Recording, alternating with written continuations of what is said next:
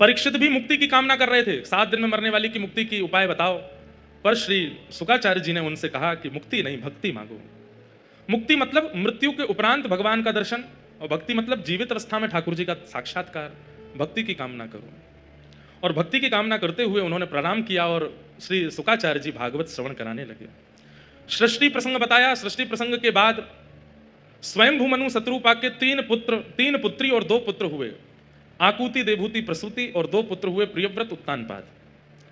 यहां पर श्री देवहूति माता का विवाह कर्दम ऋषि के साथ में हुआ और उनके यहां भगवान कपिल बनकर के प्रकट हुए। कपिल भगवान ने देवहूति माता को ज्ञान उपदेश किया। उसी ज्ञान उपदेश को सांख्य शास्त्र कहते हैं, दर्शन शास्त्र कहते हैं।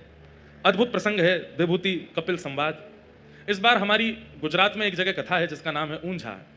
वहीं अहमदाबाद के और नाथ द्वार के बीच में है ऊंझा। वहीं पास में ही बिंदु सरोवर है। ये बिंदु सरोवर भगवान के ही अश्रु बिंदुओं से निर्मित हुआ। कब निर्मित हुआ? तथा सचाहम परिवोडुकाम समानशीलाम ग्रहमेदधेनुम। जब कर्दम ऋषि ने भगवान से प्रार्थना की कि हे नाथ, आपसे भी ज्यादा, मुझसे भी ज्यादा आपसे प्रेम करने वाली एक गृहिणी से मेरा विवाह हो जाए, इस बात को सुनकर के ठाकुर जी के अश्रुबिंदु प्रकट हुए, वही बिंदु सरोवर में परिवर्तित हो गए थे। वही बिंदु सरोवर और वही स्थान जहां पर कपिल भगवान ने देवहूति माता को ज्ञान उपदेश किया, वहीं के पास में एक स्थान है ऊंझा, वहां कथा है। वहां पर कपिलोपाख्यान पर विशेष चर्चा हम लोग करेंगे। देवहूति माता ने कपिल भगवान से ज्ञान उपदेश प्राप्त करने के बाद में सरस्वती नाम की नदी बनकर के वे बहने लगी और श्री कपिल भगवान गंगा सागर में आकर के विराजमान हो गए। बोलो गंगा सागर तीर्थ की जय।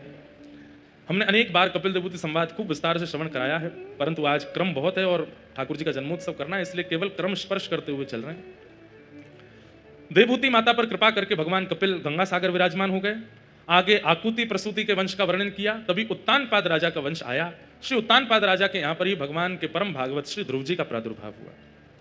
ध्रुव जी महाराज ने पिता की गोद में बैठने की इच्छा प्रकट की। छोटी मां के द्वारा फटकारने पर श्री ध्रुव जी महाराज वन में चले गए और वन में जाकर के भगवान की 5 महीने तक तपश्चर्या की।